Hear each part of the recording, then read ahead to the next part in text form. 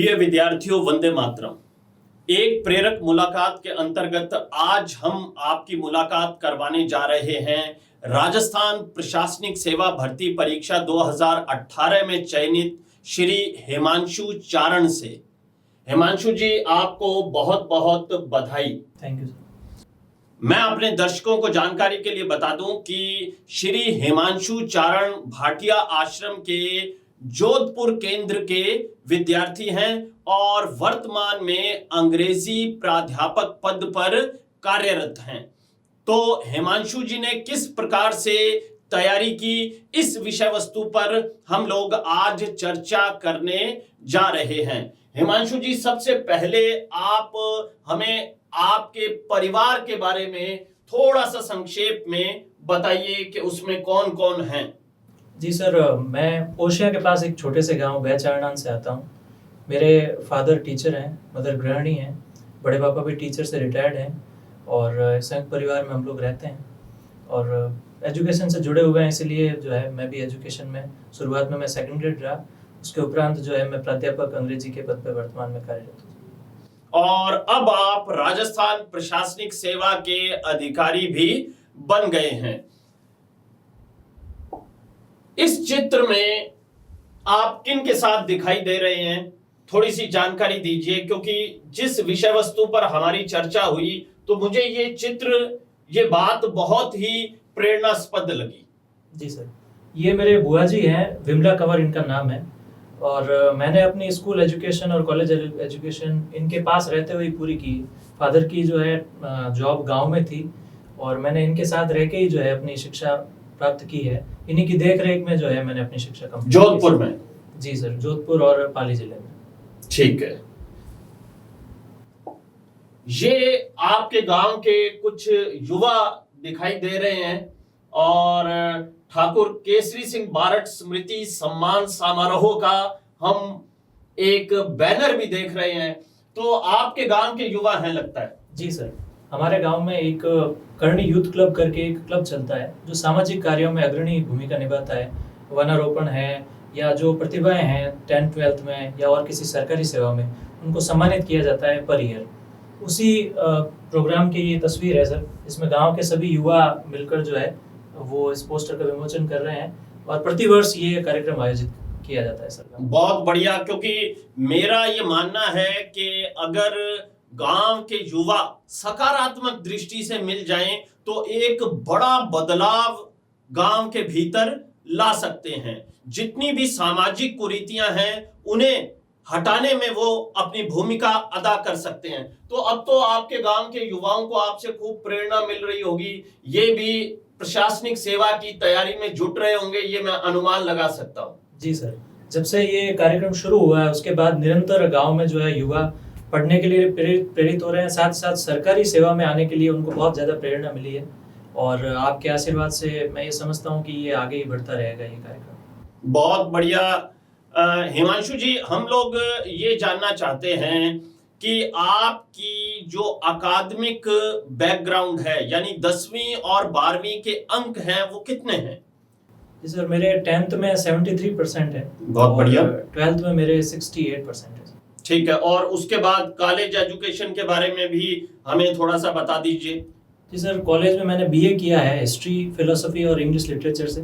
58% से मैंने किया है। पोस्ट ग्रेजुएशन भी मैंने एमए से ही किया है। आप भाटिया आश्रम के जोधपुर केंद्र से कब जुड़े और आपको वहां की क्या क्या खासियतें लगी या क्या क्या कमियां लगी, ये भी हमें बता दीजिए। जी सर, ये मेरा तीसरा प्रयास है सर। इससे पहले मैंने 2013-2016 का एग्जाम दिया है जी। मुझे लगा उसमें मेरी कमी जो है वो लिखित जो प्रैक्टिस होती है, मॉक टेस्ट होते हैं, वो उसकी कमी थी। इसलिए मैंने दिसंबर 2017 में वीरेंद्र सिंह जी सर के पास भाटिया आश्रम जोधपुर शाखा ज्वाइन की थी। उसके बाद मैं कंटिन्यूस जो है प्री प्लस मेंस के टेस्ट वहाँ देता रहा हूँ और मुझे लगता है कि इससे मेरे लेखन शैली में बहुत अधिक जो है सुधार आया है। साथ ही साथ मुझे प्रश्न पत्र किस तरह से समय में समयबद्ध तरीके से खत्म करना है, किस तरह से सवालों के जवाब देना है, मुझे बहुत ही ज़्यादा सहयोग मिला है सर। मैं इसका पूरा श्रेय भाटिया आश्रम को देता हूँ सर। बहुत बढ़िया हिमांशु जी। अच्छा, मैं अपने श्रोताओं को बता दूं कि वर्तमान में भाटिया आश्रम जोधपुर शाखा मारवाड़ राजपूत सभा भवन में अपनी कक्षाओं का आयोजन कर रही है।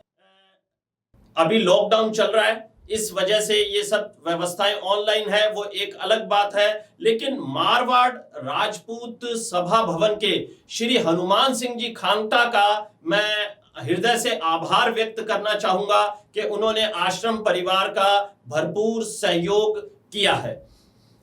खैर हिमांशु जी, आप हमें ये बताइए कि एक नए विद्यार्थी को किस प्रकार से अपनी तैयारी को आरंभ करना चाहिए और उसे गति, उसे धार प्रदान करनी चाहिए।